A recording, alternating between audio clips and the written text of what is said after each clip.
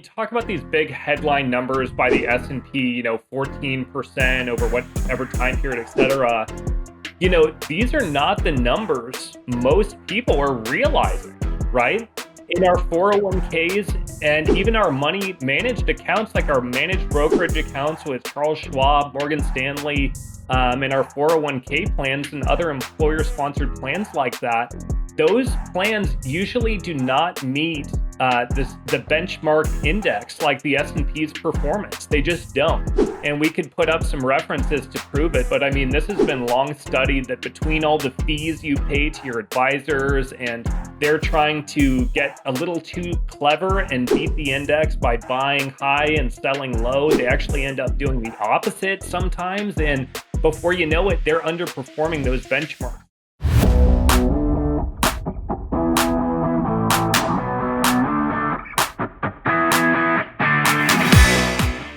Coming up, we talk to the CEO of an alternative investment company that says this year so far, his company is outpacing the stock market. We're going to find out how they're doing it and break down the numbers. That's coming up next. Hello, everybody. This is Ben Mohr again with the podcast Truly Diversified, the Truly Diversified Show. Coming up today, we're talking to a CEO in the life settlement industry. His name is Barry Neal. He is a return guest from before because today we are past the halfway mark in the season and this year, and we thought it would be a great idea to kind of show you, the people at home, some real life numbers. Not, you talk to so many people in investments and it's hypotheticals, theoreticals. We decided to dig into the numbers today to show you how his company has done, how they fared. And actually, it's actually astonishing news here because a lot of people aren't sure exactly how life settlements work and how people get paid. We're going to talk about that today, but we're going to break down the numbers to show you that actually this year his company has done fairly well. They are seeing returns over the last few years that definitely are competitive with the stock market. This year's stock market's not done well, so he's easily outpaced that. But long term, in the last, say, 5 years, he has some results here that we're going to want to talk about, and we're going to break down the numbers on those cases where he has investors getting paid out millions of dollars. And we want to go over that with you. And then he's going to talk about the process of how this works. I know people are so confused about, okay, so I own part of somebody's policy and that person matures or passes away. How do you get paid? And people are always interested in that. So we're going to walk that through.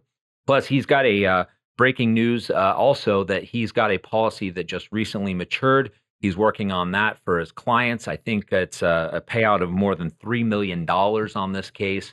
And very, very high returns. So we're going to discuss that. Barry, thank you for joining us. Why don't you tell again people the name of your company and what you do in general? Just give us kind of a quick bio if they didn't hear you on our last episode. Yeah, thanks for having me on, Ben. It's always great to share, especially when you're sharing something as attractive as this. It's very happy times. So I am Barry Neal, CEO Equalife. We're a life settlements company in California, EQUI Life, Equalife. And again, we've been operating since 2018. Great. Okay, so let's discuss this. Tell us, you've had 3 maturities this year. Break us down real quick. What were the length of these policies? How long did it take for people to get paid? And then the other thing is, what is the overall APR? Because that's what the number everyone wants to hear is how much were these investors essentially making per year on these cases when they got paid? Yeah. So in 2025, we're looking now at 3 large maturities totaling almost $5 million. Okay. So the first one paid out in January, 97% return total for this case. It paid out in about 71 months. So it paid out in about 6 years, a 97% overall return. That's an APR of more than 12.5% to our investors. That's what our investors on average realized, about 12.5%.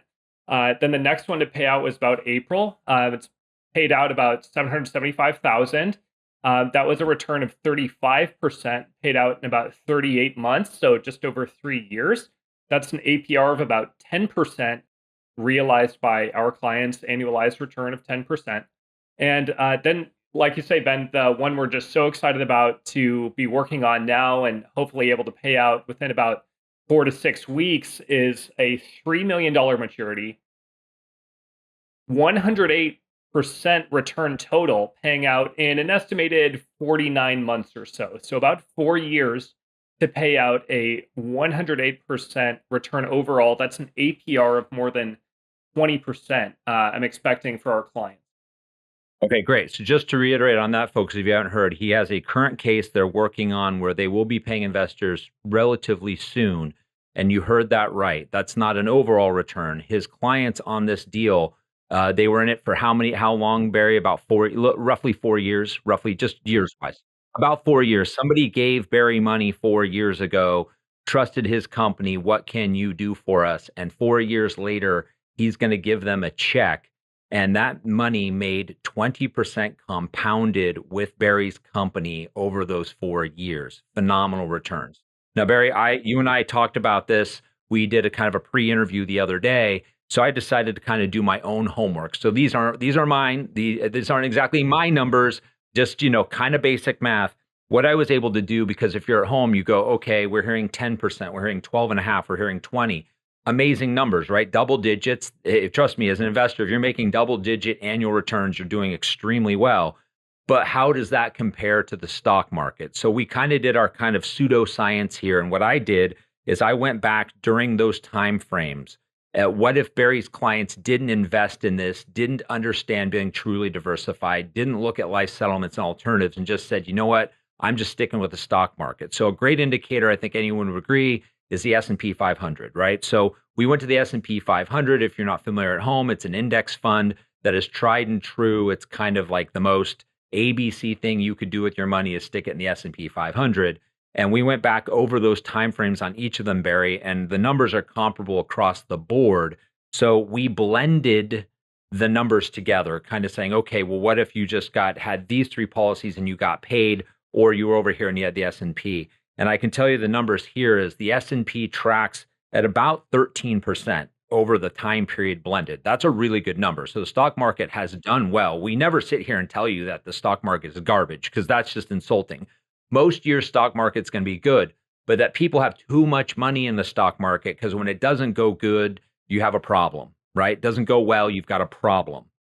Well, Equalife's company on those three policies is outpacing. I've got you at about 14.5%, obviously give or take a little bit, but I think you're outpacing the stock market on that money by about 1 to 1.5%, maybe 2%. And so that just shows people that you can say at least this year on these three policies that you are offering definitely stock market-like returns with no stock market risk, taking that money and diversifying it away, which is the entire point that you talk to your client base about. You're not trying to outpace the market on a consistent basis. You're trying to give them an alternative to make those kinds of stock market-like returns most of the time, if you can, but giving them an area where it's not exposed to all these outside forces. Talk about that. Yeah, I mean, we're very proud of these returns. Certainly, these are some of our best returns we've had in a while. We've had some just as good, but smaller cases. I mean, to have one policy pay out $3 million, it's half of the total amount of death benefit these investors were expecting from the beginning. So they're doing fabulously well. They're very happy. Even if they were to skip the next couple of payouts, they would still be doing actually decently well compared to a lot of other instruments. So again, we can't guarantee these numbers, but it can happen. It has happened actually many times for us. And I'm sure will happen again. Right. Your company now, I mean, you and I have worked together in various capacities for many, many years, know each other a long time. So of course, when the company first opened up nearly 10 years ago, right, the big problem was that you didn't have any track record, right? No depth. People had to take it on faith. Now, the indicator that you would always use, or I've always used in this, is that go look at what Warren Buffett and the ultra wealthy have done. There's that, the London School of Business out of, England did that report over a 10-year period and showed that the ultra wealthy investors in life settlements were making about 12%. So we always use that as a guide, right? But now your company has enough track record depth that you have seen plenty of maturities over the last 5 years, so to speak, because there's not usually a lot of maturities. When you open up a company like yours, you're not going to get a ton of maturities in the first few years because most policies are 4, 5, 6, 7, 8. but now they've been coming in steadily for your company. And most of the time you are seeing, low end on some stuff. I've seen the chart 7-8%, but you've had some cases. I don't want to say the high ones because they're so ridiculously high. No one will believe us, folks. You wouldn't believe us. But yeah, you hit one of us up and you'll see the chart, and he has the checks and we'll show you the numbers. They're ridiculous. So we like to kind of just say slow your roll on that, because when you show somebody a 40 or 50% APR, they go, oh my God, this is insane. Well, those were you got lucky on those. You got lucky. Okay. And it's good to have good luck. But the issue is that's not what you ever can see for your client base. But you have a long track record now of policies continually coming in, making very healthy returns. Yeah, that's right. I mean, maybe we'll be able to put up copies of these checks on the screen. I mean, once you see the checks from these multi-billion-dollar insurance companies, these are household names: John Hancock, North American, American General, huge companies, typically A-rated insurance companies, extremely strong track record. Those are the companies paying out these checks. Those are the companies that are writing out the checks to our portfolios, to our investors, indirectly through the portfolios. So it is real. It's happening. If you'd like to go into details on our payout history so far, just over, like you say, these past several years, this will be our 12th maturity, this $3 million one we're so proud of. And besides that, we have 11 others that have all done very well. The lowest average rate of return for those investors was about 7%. So, the policy had a 47% total return paid out in about 56 months on average to investors. So do the math, about 7% rate of return. That's in the low end. Most investors, hopefully, still happy with 7% over a time period on a portion of their money that has no stock market risk, no real estate market risk, and earns money in a completely different way from everything else you're doing. Okay, we cover a lot of content on here, and I'm always asked this important question: where do I start? What is a good first step?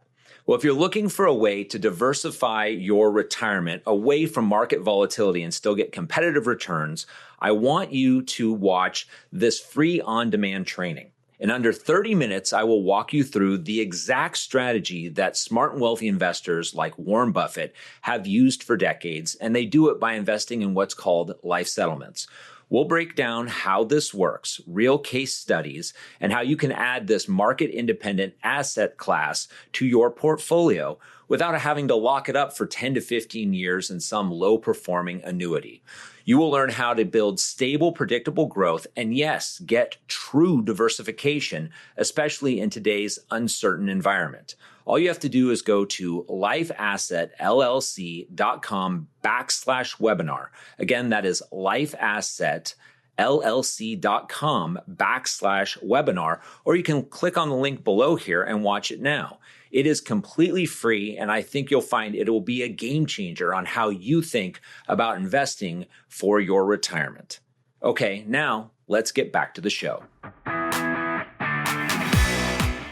And I tell people on the show all the time, rule of 72, which is 7.2%, you're going to double your money in 10 years. So I know one of the things that you and I talk about marketing is you always have to use the word potentially, because we can't guarantee anything. But the goal of anybody when they invest with my companies that I deal with in life settlements is that the goal is there to potentially in the next 10 years double your money, which would be 7.2. And what you're saying, just on the track record that you have, it doesn't mean that it's going to happen. It doesn't mean everybody else in the industry works this way. But the issue is that the low end out of the 12 maturities you have, the lowest APR you have is at 7% out of those 12, right? So the bottom line is, so far, so good. You should be on track to help your clients at least double their money in 10 years. And at the same time, not have it have anything to do with the stock market, politics, anything that could influence the daily grind in the market, the ups and downs, the real estate market, the economy, anything like that. These people, again, folks, what you're doing is buying portions of people's life insurance, and when they pass away, you get paid. It doesn't, if you own ABC policy on somebody like this $3 million policy, anything that's gone on in the last year or two or during the 5 years that these people bought this right before COVID, right? So COVID had no effect on it. The Ukraine war, what's gone on there, no effect. Any of this stuff, Gaza, Iran, the economy, Trump was in office, Biden was in office, now Trump's back in office, all during this time that these people possibly had this policy. And the bottom line is that really it didn't matter on these, right? They were going to get paid when the person passed. Yeah, and forgive me if I'm rehashing material you just went in on your 401k podcast. I saw that was posted recently.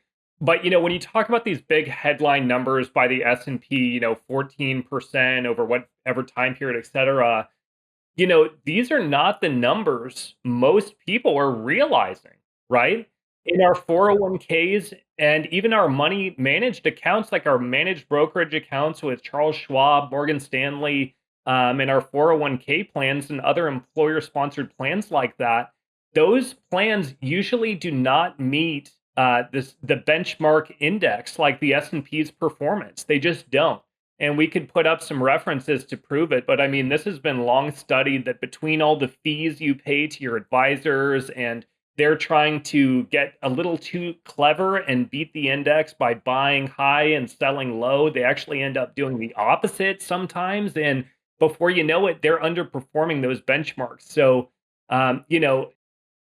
might behoove you to actually take a look, see how you're doing relative to those things. You might not be doing as well as you might hope. Oh, I agree. I think I've seen studies there, and I won't throw out a number, but the average person who's in the S&P, I know, averages probably half of the number. They're lucky if they're averaging half of that 13, 14%. Yeah, I'm sure you see this all the time. But just a few days ago, I reviewed 401k statements from a middle-aged woman. And this is an old employer, small 401k, but of course she wants to maximize it if she can. And she thought she was in an S&P type of instrument.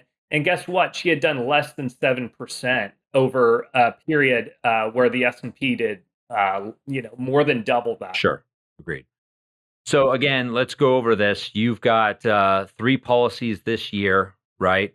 Over $5 million paid out, one doing 10% compounded APR, the other one doing 12.5.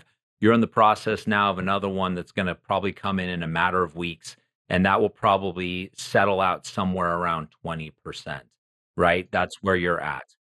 Yeah, that's right. Almost 5 million. Yep. And talk about this, of course, that people realize is that a lot of that money that was invested with you came from retirement plans, right? This is not just a cash deal. Out of this $3 million policy, how much would you guess is being paid out just off the top of your head? How much? 50% of that? How much is going into IRA accounts? Probably about 2/3 to 70%. That's about what we average. I think it was pretty typical for this set of policies. Right. And I'll wrap this up real quick, folks, to just go over. But when you make those payouts, let's say it's 2 out of 3 million, just to make it easy. Let's say 2 out of $3 million goes into the IRAs. So what happens is you guys get the check, it's put in the bank, and then that $2 million is sent over to IRA Club. And we've had Ramez on here. People, you can go back and see my other episodes with Ramez. Ramez is on here. His company takes a hold of that money and then they distribute it to the accounts. That's the important. The accounts for those people, John Smith's account. Therefore, no taxation, completely tax deferred, correct? Yeah. So it doesn't change anything. It's no different than any other IRA somebody has when they get paid out on anything. That money will be in their account. And most likely, I'm going to gather that they're going to wind up probably a lot of them reinvesting with you because that's a great return. Right. And it's not like they're going to go back and put it back in the market. Right.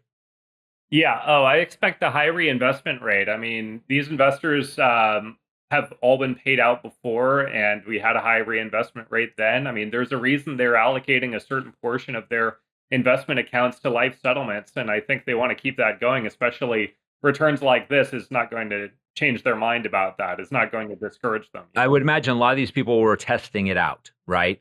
Testing, kind of putting it in and see. And I would say this probably doubled or tripled their expectation of the amount of money they're making as far as APR. Yeah, I should hope so. And, a lot of investors start like that, maybe put in 10, 25, 50,000. And once they see some big successes, they roll that, they add to it. And before you know it, they build up several sets of policies. They might own 10 or 20 policies over time for, 100, 200,000 plus. Okay. And then for cash people, real quick, what happens? The checks are distributed from the bank, go to the clients, right?